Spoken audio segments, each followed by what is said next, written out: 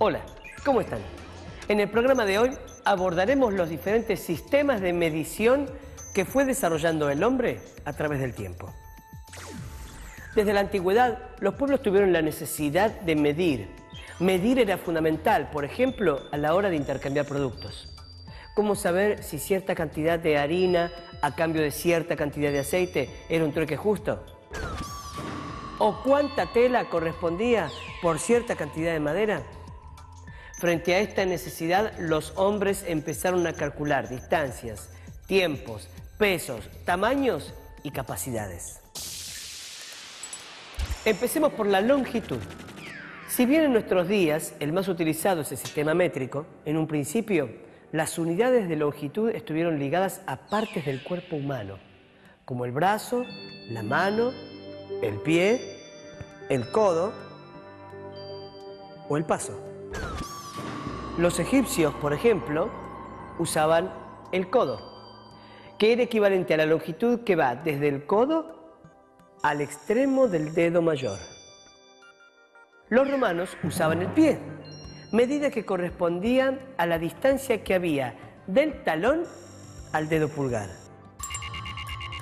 Y en Inglaterra, el rey Enrique I estableció que la distancia que había desde la punta de su nariz hasta la punta de su dedo pulgar, con el brazo extendido, se llamara yarda, y fuera la medida usada en su reino. Todavía hoy se siguen usando algunas de estas unidades de medición, como las yardas y los pies, sobre todo en países de habla inglesa. Y si bien cada país define sus sistemas de medición, existe un sistema internacional de unidades de medición para que podamos intercambiar productos sin problema. Otro tipo de unidades de longitud surgieron en la antigüedad a partir de comparaciones con objetos que estaban al alcance de la mano, como ramas, piedras y varas.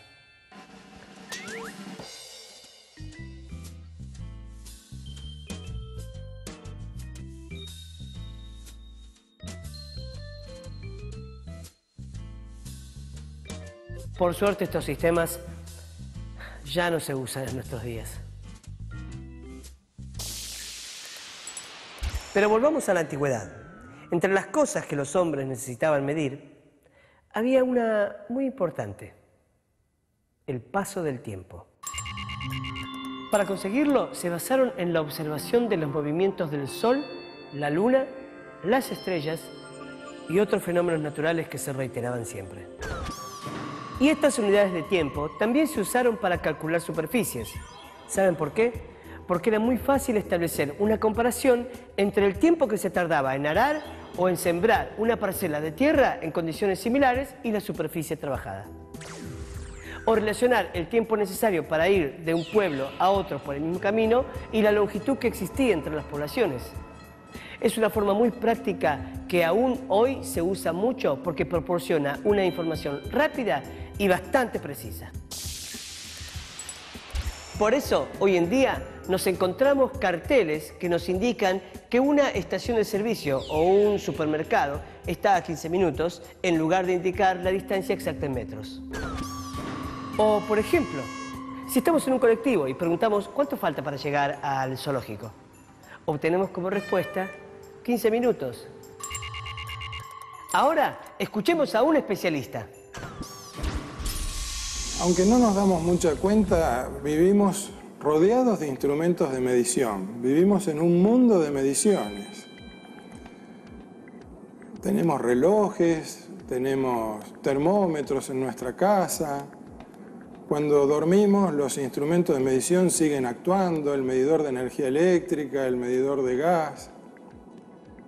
Es algo fundamental para la vida actual de las personas, pero también lo fue para la vida del hombre más primitivo, que necesitaba regular sus actividades. Y entonces, por ejemplo, tomó al Sol, el movimiento de la Tierra alrededor del Sol. Él veía que el Sol aparecía y desaparecía, lo tomó como un reloj. Y luego necesitó medir longitudes, pesar cosas, medir volúmenes. Entonces, hay toda una historia de cómo se fue construyendo este mundo que hoy conocemos y hay toda una evolución de las unidades que el hombre necesitó utilizar para cuantificar de alguna manera lo que medía. Otras medidas que era necesario tomar muchos siglos atrás era la de los alimentos, líquidos o sólidos. Para poder intercambiarlos se usaron vasijas de diversos tamaños y formas y balanzas especiales según el tamaño y las características del objeto a pesar. Así fueron surgiendo en el mundo distintos sistemas de medición. Algunos fueron más útiles que otros y por lo tanto más aceptados y difundidos. Además, el progreso de las sociedades impuso la necesidad de medir cada vez con mayor precisión las actividades y acciones mensurables de la vida humana. En Argentina contamos con el CIMELA, que es el Sistema Métrico Legal Argentino. Se encarga de regular las unidades que se deben usar para medir distintas magnitudes o cantidades de productos que se compran y venden todos los días. Los invito ahora a conocer algunas relaciones entre magnitudes, como el peso, el volumen y la capacidad, y a explorar la idea de aproximación en mediciones.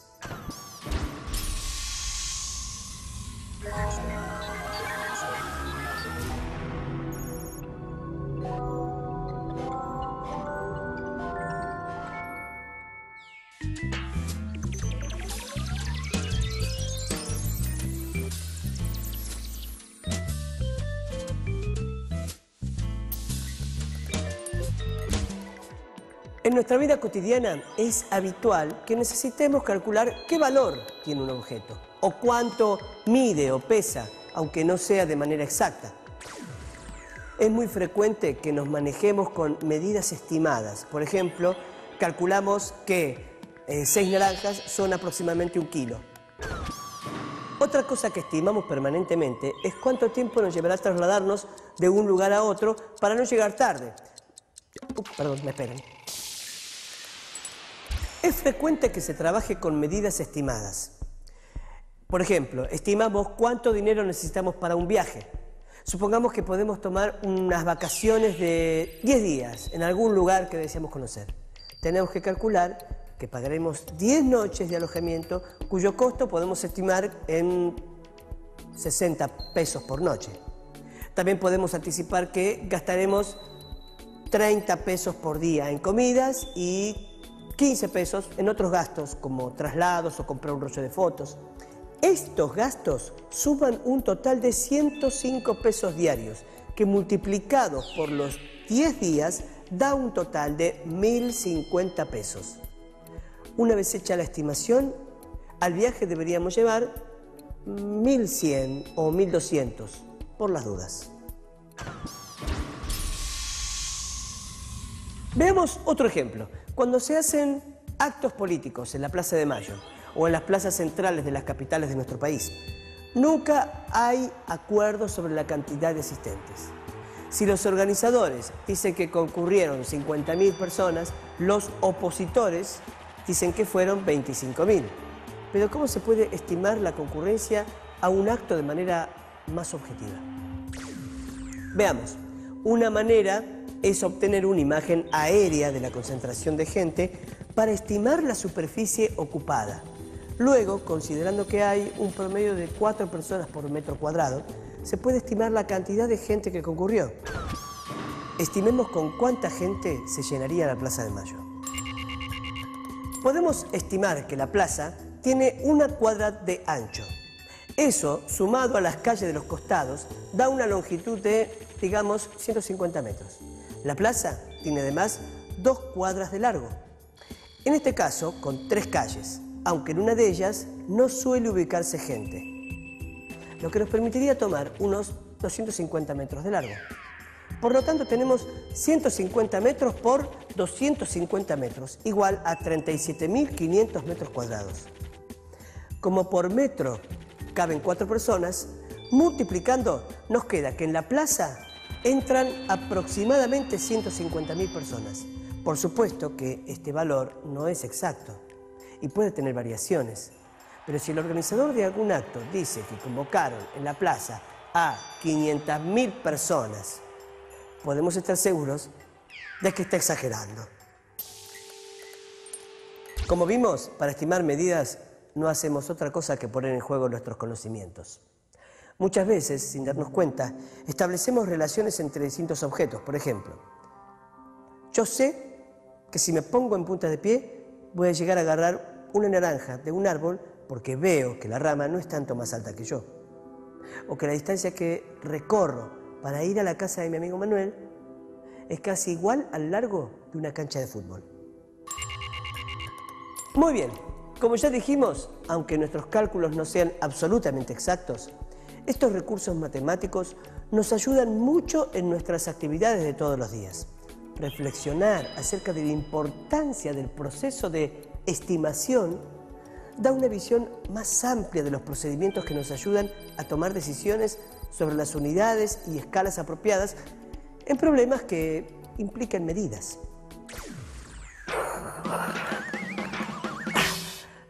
Otra de las magnitudes que tenemos muy presentes en nuestra vida son el peso y el volumen de los objetos.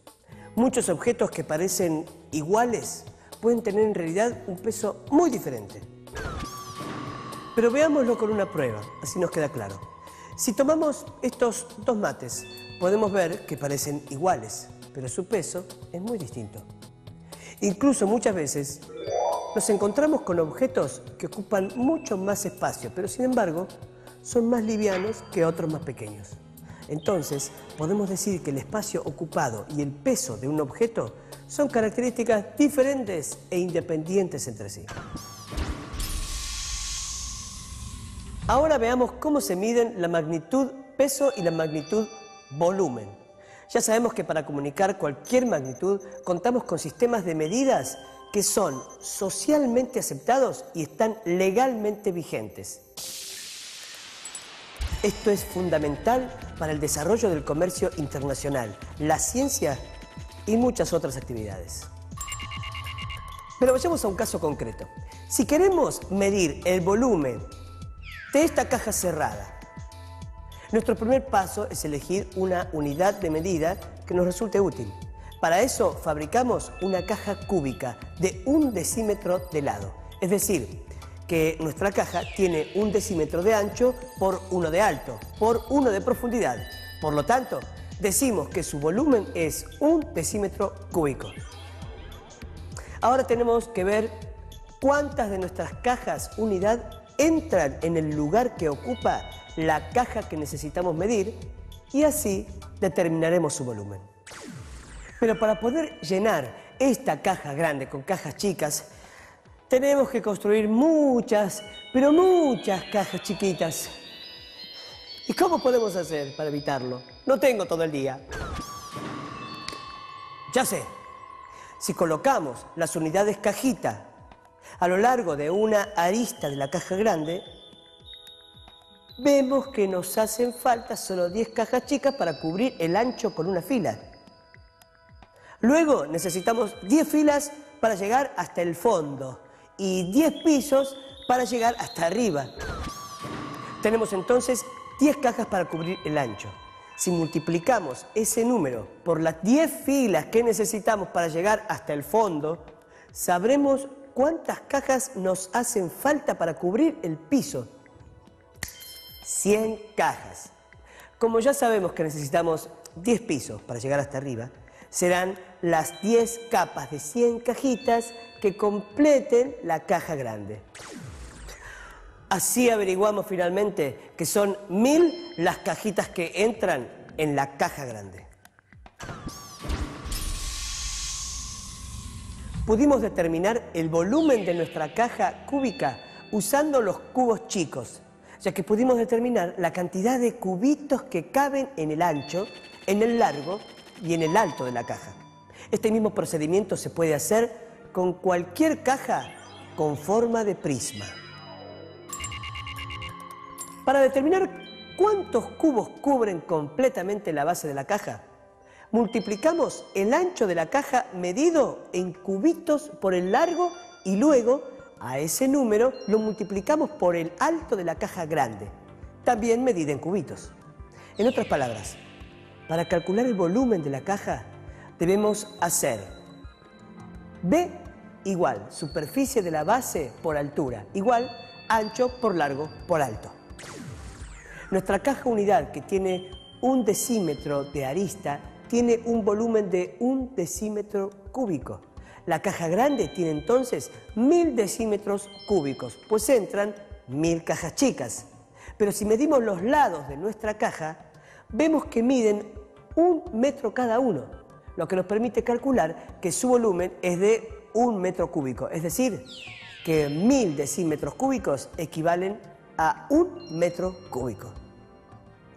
Podemos fabricar cubitos y meterlos adentro, o simplemente podemos ver que nuestro cubo de 1 decímetro de arista mide 10 centímetros por 10 centímetros por 10 centímetros, y con eso calcular que su volumen es de 1000 centímetros cúbicos, y de esa forma determinamos que entran en nuestra caja unidad 1000 cubitos de 1 centímetro de lado, es decir, que 1 decímetro cúbico tiene 1000 centímetros cúbicos.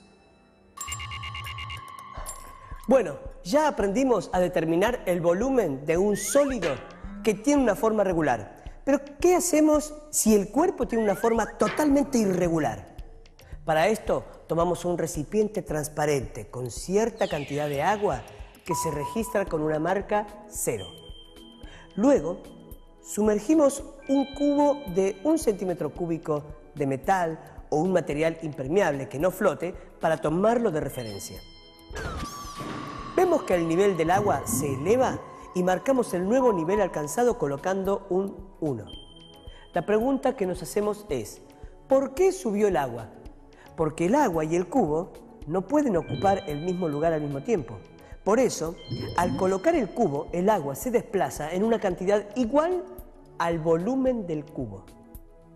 Es decir, que el agua subió 1 centímetro cúbico. Así, podemos graduar todo el tubo y con él ir midiendo el volumen de otros objetos sumergibles. ¿Me tiro? Así me miren.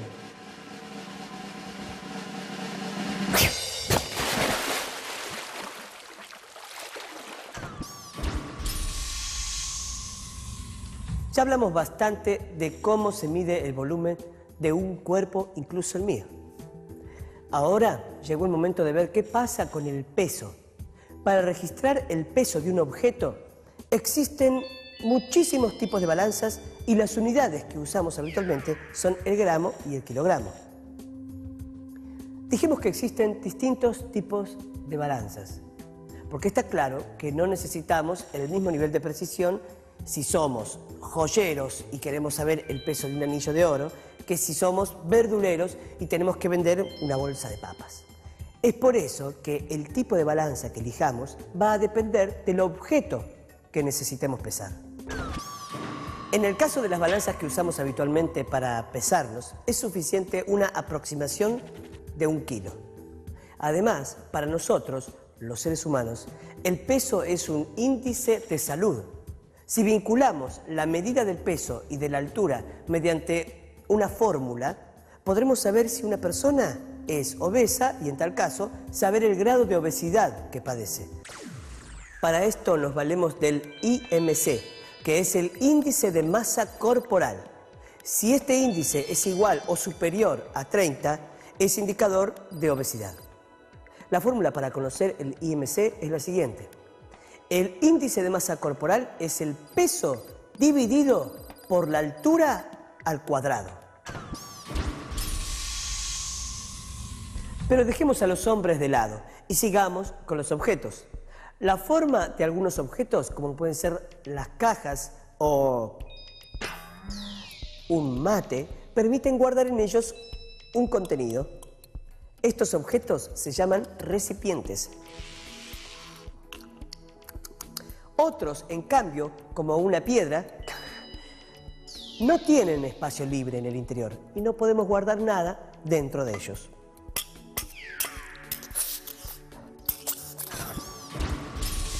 Un recipiente es un cuerpo hueco que puede ser llenado con un líquido, como los envases de leche o las botellas de gaseosa, y la cantidad de líquido que cabe en su interior es su capacidad o volumen interior. Como podemos ver, todo recipiente tiene un volumen exterior y un volumen interior.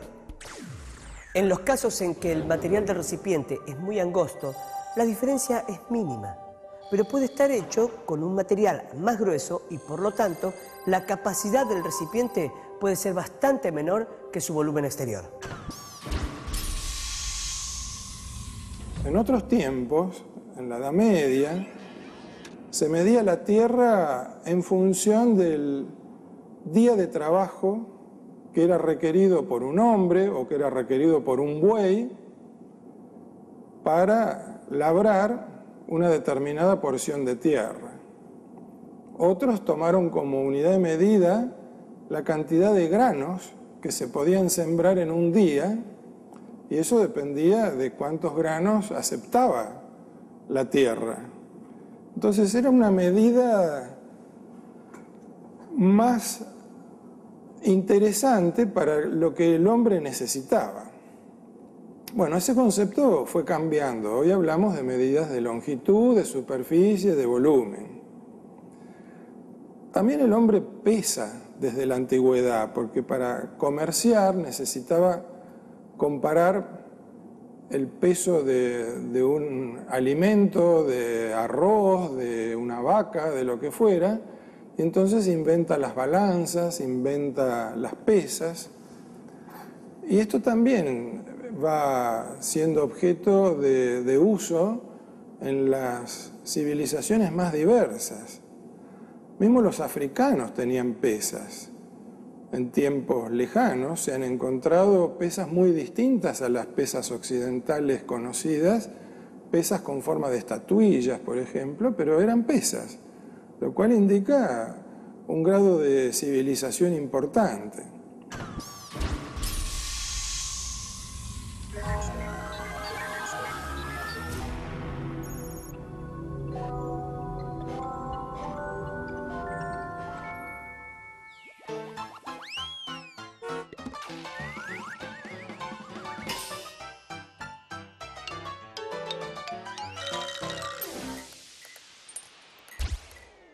La unidad de medida que utilizamos comúnmente para hablar de capacidad es el litro. Si hacemos la prueba y compramos una gaseosa en botellas de 1 litro, vamos a ver que el contenido va a caber dentro de un recipiente de 1 decímetro cúbico. Por lo tanto, podemos decir que 1 litro es 1 decímetro cúbico, que es igual a 1000 centímetros cúbicos, y que entonces 1 metro cúbico es igual a 1000 litros. Pero no todo es líquido. Pensemos en el caso del helado, un tema que me interesa particularmente. El peso de 1 litro de helado va a depender de los ingredientes y de los distintos procesos de fabricación. No va a pesar lo mismo un vasito lleno de helado de limón al agua que el mismo vasito lleno con chocolate con almendras riquísimas y exuberantes, ¿no? Yo voto por ellas. Así como hemos visto que cajas del mismo volumen pueden tener diferentes pesos según el material que contengan, el peso de un mismo volumen de diferentes tipos de helado puede ser distinto. Dame uno de limón. No, dame uno de chocolate, con almendras, bañado. Si llenamos una botella de 1 litro con agua y la pesamos, tendremos que pesa aproximadamente 1 kilo, pues el agua pesa 1 kilo. Y hay que contar que el envase también pesa. Si lo hacemos con una sustancia como alcohol, veremos que su peso es diferente, aunque usemos el mismo recipiente de 1 litro. Si luego pesamos mercurio, veremos que su peso también es distinto. ¿Qué es lo que marca la diferencia? Parece claro que es el tipo de sustancia que usamos para llenar la botella. Hay sustancias más pesadas que otras. Para poder comparar sustancias se utiliza una magnitud que se llama peso específico. Para calcular el peso específico de una sustancia basta dividir el peso que tiene una porción de ella por el volumen que ocupa. Es decir, peso específico igual peso sobre volumen. Por ejemplo, si calculamos el peso específico del mercurio, obtendremos que es de 13,6 gramos sobre centímetros cúbicos. Como el agua tiene un peso específico de 1 gramo sobre centímetros cúbicos, si tomamos iguales cantidades de agua y de mercurio, este pesará 13,6 veces más. Por la misma razón, podemos asegurar que si tomamos 2 porciones del mismo volumen, la porción de hierro será más pesada que la de madera, porque el hierro tiene un peso específico mayor.